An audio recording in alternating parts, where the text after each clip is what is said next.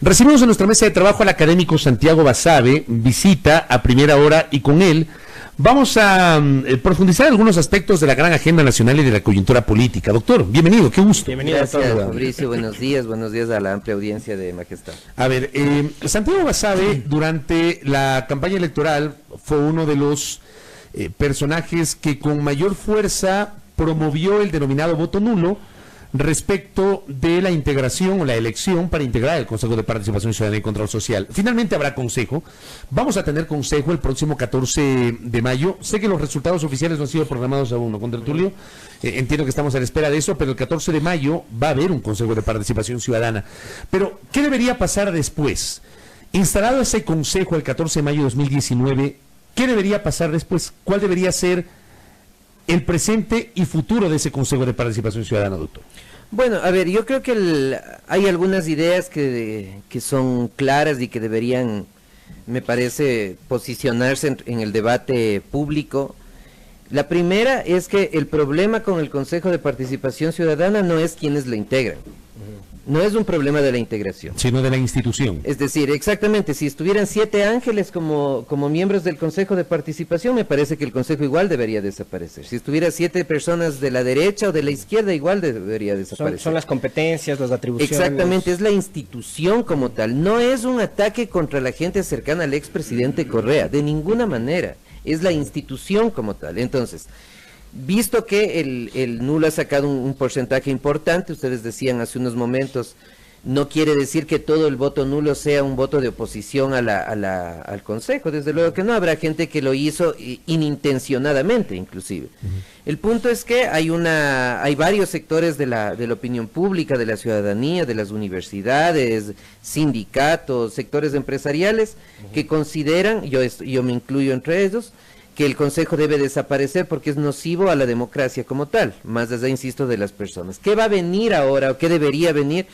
Hay varias acciones que se están iniciando. Una, la del doctor Julio César Trujillo, a través de la creación de esta suerte de comité nacional presidido por Pablo Dávila, y que busca amalgamar, agrupar a diversos sectores sociales y políticos de cara a promover una acción que se oriente a eliminar este Consejo de Participación Ciudadana. En la Asamblea Nacional hay al menos 2 o 3 proyectos de ley que ahora mismo están presentados en Secretaría, no han recibido el trámite aún, que busca un fin parecido. El otro día el Pleno debatió sobre uno de aquellos, el presentado por el asambleísta Héctor Muñoz. El de Héctor Muñoz, el otro es el de Fabricio Correa, iba a decir, de Fabricio Villamar. Presentado por la presidenta Cabezas. Y el otro también presentado por la presidenta Cabezas. Y un cuarto presentado por la Izquierda Democrática. Por la Izquierda Democrática, por la asambleísta Vilma Andrade. Y también está la posición del gobierno, que es la menos clara. Con el gobierno hasta ahora no se sabe cuál es su posicionamiento respecto al Consejo de Participación Ciudadana. A momentos parecería ser que está en la línea de eliminarlo, en otros momentos parecería que no. El presidente de la República dice, orienta la discusión por un lado, el vicepresidente por un lado diferente. Entonces, respecto al Ejecutivo no se conoce. En definitiva, yo creería que la posibilidad más óptima para la ciudadanía es que esto se formule a través de una iniciativa popular. Desafortunadamente, y como todo en política, no siempre pasa lo que uno quiere, lo óptimo, sino lo que se puede. Y el problema de la iniciativa, problema entre comillas, en realidad de la iniciativa del doctor Trujillo, es que genera costos de tiempo y de dinero, porque recoger firmas no es una cuestión menor. Claro, entiendo además que hay unos plazos que establece la normativa jurídica que son 6 meses.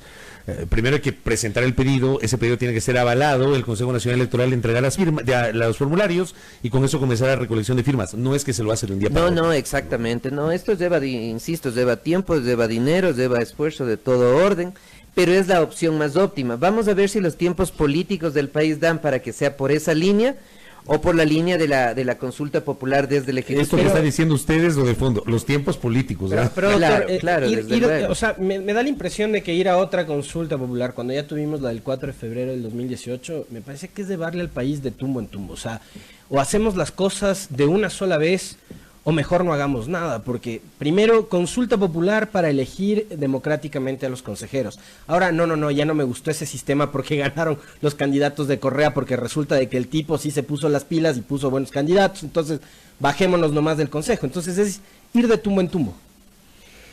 No estoy de acuerdo que hayan ganado los candidatos del expresidente. Hay 2 o 3. El resto parece que son cercanos a otros actores políticos, no necesariamente al presidente Correa. Estoy de acuerdo en que fuimos de tumbo en tumbo en el sentido de que el presidente Moreno, cuando realizó la consulta popular anterior, ahí debió proponer la eliminación del Consejo. Así es. Y lejos de favorecer la institucionalidad del país, decidió entorpecerla mucho más con la elección popular. En otros términos, siendo el Consejo nocivo para la democracia, con la forma que estaba establecido en la Constitución, era menos dañino que la forma como se estableció a partir de la consulta del presidente Moreno.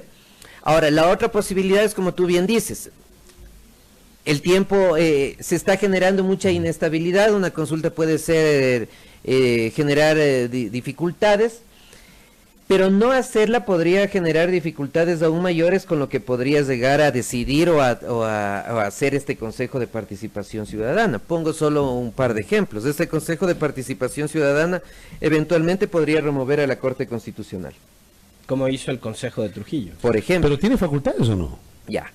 Entonces, si nos ponemos en un plano puramente formal, normativo, como debería ser en una democracia consolidada, que no es la ecuatoriana de hoy ni de antes, no podría ser. No podría. No podría. O sea, a mí me queda claro que el Consejo de Trujillo lo hizo, más allá de que en lo personal, y le comparto un criterio muy personal, yo creo que el Consejo Transitorio no tenía esa atribución porque la Corte Constitucional no había designado, no había sido designada por el Consejo anterior, sino por la Constitución establece otros mecanismos, pero bueno, ya se lo hizo.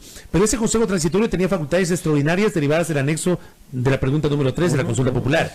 El nuevo Consejo no tendrá facultades extraordinarias sino ordinarias, y en función de aquello no podría cesar a la Corte Constitucional.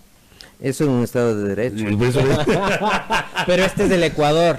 Pero este es el Ecuador. Es que yo sí defiendo el Estado de Derecho. Yo también defiendo el Estado de Derecho. El nuevo Consejo puede decir, bueno, entonces como esta Corte Constitucional nació de un proceso de selección en el Consejo anterior, nosotros tenemos la posibilidad de revisar y echar. De revisar y echar a la Corte. Hay un tema que está alrededor de esto que es inédito en el país. Yo creo que es inédito realmente, al menos pensando desde el 79 para adelante. Quizás antes pudieron haberse dado otros casos.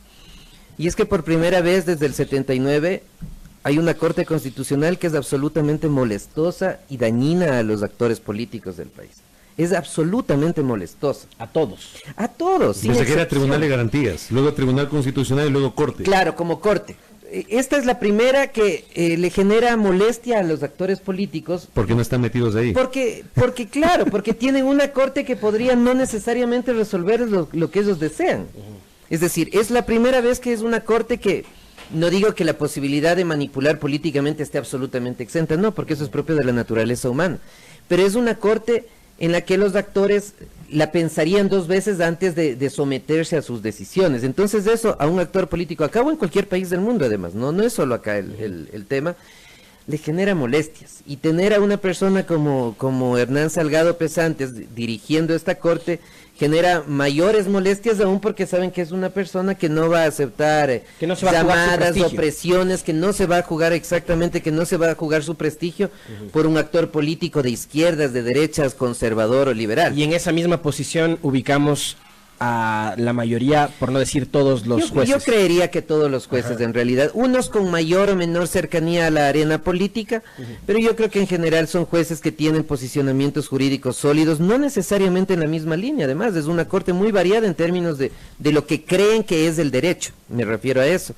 pero creo que en lo que sí comparten es que son 9 jueces con un bagaje académico y fundamentalmente ético y moral, que a los políticos en general no les gusta. Entonces ahí viene otra de las dudas, de las eventuales sospechas que pueda generarse respecto a lo que podría llegar a ser este nuevo Consejo de Participación Ciudadana, que en términos de orientación política respondería no solo a la gente cercana al expresidente Correa, que parecería ser que hay 2 o 3, sino que al menos a partir de indicios, nada fiable, nada totalmente comprobado, pero de indicios, también correspondería a gente cercana al Partido Social Cristiano. Ahora, doctor, le voy a plantear la discusión que es lo de fondo en realidad, ¿no? Y es, primero, ¿por qué llegamos a la construcción o a la creación de este consejo?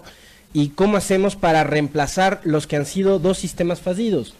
en una democracia por lo menos regular, normal, no perfecta, porque no hay sistema democrático perfecto en ninguna parte del mundo, pero en una democracia común, regular, es el Parlamento donde está representado todo el Estado, donde finalmente se terminan eligiendo a las autoridades de control. Eso en el Ecuador generó molestias, malestar, distorsiones por los denominados repartos. Entonces llegamos a la construcción de una organización que tenía que ser totalmente ciudadana, tenía que ser participativa, cosa que no pasó porque fue cooptado totalmente por el control de Correa y el Ejecutivo, y ahora nuevamente nos ubicamos en esta discusión. ¿Cómo hacer para establecer un sistema que sin ser perfecto, por lo menos se acerque a un ideal para elegir a las autoridades de control? Nuevamente, yo creo que lo ideal es hacer una asamblea constituyente. Me parece que no es el momento político, sin embargo, para ello. Sí, el país está empezando un proceso de reestructuración en términos económicos y los agentes económicos locales y sobre todo internacionales requieren estabilidad y tranquilidad. Y una asamblea constituyente implica un año al menos de incertidumbre absoluta hasta que se den las elecciones de los constituyentes, hasta que se genere la nueva Carta Constitucional. Entonces yo creo que si bien el país debería ir a eso, no es el momento actual. ¿Qué respecto al Consejo de Participación Ciudadana y esta relación respecto a lo que era el Congreso Nacional? A mí me parece que las designaciones en el Congreso ecuatoriano efectivamente tuvieron errores, tuvieron fallas, tuvimos cortes supremas realmente que eran poco presentables, pero tuvimos también magistrados en las Cortes Supremas de primer nivel, o sea, solo por citar un par de ejemplos. La Corte Suprema del 97 tuvo de lo uno y de lo otro. Ernesto Albán Gómez, por ejemplo, Santiago Andrade Uviria, el doctor Alberto Reich, por ejemplo. O sea, había jueces de primer nivel, había de los otros también, que también salieron por escándalos de corrupción, desde luego. El doctor Olmedo Bermeo, por ejemplo, que fue investigado, acusado. Y sentenciado, me parece que... El doctor Alfonso Zambrano Pasquel, que también tuvo problemas. Que fue luego, porque él era conjuez, me parece, inicialmente. Pero luego se titularizó. Y luego toda esa sala salió. Claro. Todas esas sales, sí, efectivamente. Acuérdese de cuando, por ejemplo, el doctor Miguel Macías Hurtado y otros jueces, otros magistrados fueron enjuiciados políticamente por el Congreso Nacional. El único caso de enjuiciamiento, exactamente. Sí. Uno se acuerda de esas cosas. Fantoni Camba fue el otro. Jorge Fantoni Camba. Jorge Fantoni, ajá, exactamente. De acuerdo. Sí, el punto es que si apartamos ya los casos puntuales y tú analizas las cortes, pensando en las cortes más independientes, más autónomas, más probas, alrededor del mundo, no en América Latina, las designan los congresos. O sea, no es un problema de la institución que designa, quizás el problema, me parece que el problema está en los actores que han estado alrededor de nuestras asambleas nacionales, y la posibilidad de una reforma quizás también podría pasar por incrementar una serie de filtros que den cuenta de los candidatos. Por ejemplo, que existe una selección previa de donde esté conformado de forma diversa por universidades, por ejemplo, facultades de derecho específicamente, que luego pase a una comisión parlamentaria de lo judicial, como es en el caso de los Estados Unidos, y luego una designación de la Asamblea Nacional. Esto no garantiza de ninguna manera la absoluta independencia ni calidad de los jueces, de ninguna manera. Pero me parece que es seguir el camino que sigue cualquier democracia en el mundo. Entonces, en ese sentido, la pregunta es decir, si todos los países en el mundo hacen eso, si los chilenos escogen así su corte, si los uruguayos lo hacen de una forma similar, si los alemanes lo hacen de una forma similar, o los norteamericanos, ¿por qué la democracia ecuatoriana debería tener innovaciones que no tienen ningún sustento en términos internacionales de derecho comparado? Porque tal vez nuestros políticos, o de política comparada. Porque tal vez nuestros políticos no terminan de madurar. No, pero es que eso dice... Tenemos 40 años desde que retornamos a la democracia y seguimos hablando de lo mismo. Pero eso se dice en todo el mundo. Eso se dice en todo el mundo. La justicia peruana, por ejemplo, ahora decimos, miren, ese es un referente, como enjuicia a los... No, es un referente. Ya, pero no, pero eso se dice. Sí. Miren los peruanos, a Jorge Rodríguez tuiteando precisamente eso. Okay. Es un ejemplo la justicia de Perú. Tiene pero la justicia de Perú tiene unas dificultades enormes en términos de independencia, de corrupción en caso de absolución de personas enjuiciadas por delitos sexuales a menores de edad. De derechos humanos. Problemas enormes. Y hay muchas cosas en las que la justicia ecuatoriana está de muy lejos por encima de la justicia peruana. Por ejemplo, en agilidad procesal. Por ejemplo, en infraestructura. Comparar el Poder Judicial peruano con el Poder Judicial ecuatoriano en términos de infraestructura, tenemos una distancia, para bien digo, no, enorme, abismal, realmente abismal. Entonces, yo creo que estas críticas están bien, que las planteemos, Pero me parece que entre este Consejo de Participación Ciudadana, inédito además, porque no existe un modelo similar, y una designación donde existe una interacción entre el Poder Ejecutivo, el Poder Legislativo y eventualmente también otras fuerzas que podrían estar ahí, no necesariamente políticas, me parece que es una de las vías, una de las salidas frente a este tremendo atosadero político que tenemos. ¿Y a usted qué le parece o cómo le cae la idea planteada por la izquierda democrática, por la legisladora Vilma Andrade, de establecer un sistema mixto, doctor? Es decir, que sea finalmente la Asamblea quien designe, pero que esas ternas salgan de, digamos, un comité integrado por académicos, por rectores universitarios. Yo creo que no debería limitarse a esos dos niveles. Quizás una opción es que pueda ser eventualmente el presidente quien haga una nominación, o en la otra vía, esto se lo puede discutir, o que la nominación venga desde estos comités de universidades, de diversos grupos, que pase por un primer filtro que podría ser el Ejecutivo, que vaya a un segundo filtro que debería ser la Asamblea o una comisión dentro de la Asamblea, y que luego sea la Asamblea la que designe. La idea, me parece, en lo de fondo es que en la medida que incrementemos más arenas de toma de decisión, más espacios donde se decide y más personas, más actores, la posibilidad de tener mejores cortes va a ir en aumento. No garantiza de ninguna manera, y tampoco se garantiza así en la justicia sueca ni noruega, pero me parece que las probabilidades de tener gente más proba en primera instancia y con mayores capacidades irían en aumento. Me preguntan un oyente, y le traslado la inquietud. Está claro, y decía Santiago Basabe, los tiempos políticos hoy no dan para ir a una asamblea constituyente. ¿Usted comulga con aquellos que creen que el Consejo no se puede eliminar por otra vía que no sea la de una constituyente? Hablo de la eliminación del Consejo, no de la supresión de la facultad de designar autoridades de control, sino de la eliminación del ente llamado Consejo de Participación Ciudadana. A ver, ahí hay una discusión. La gente que en general defiende la idea que solo vía asamblea constituyente es porque es una función del Estado. El Consejo es una parte nada más. Es una parte de la función de la transparencia. Nada más. Pero lo que citan estos mismos que defienden esa postura de que sea a través de una constituyente es que se afectan derechos. ¿Qué derechos? Los de derechos de participación ciudadana. Es lo que más o menos se ha dicho. No se afectan esos derechos.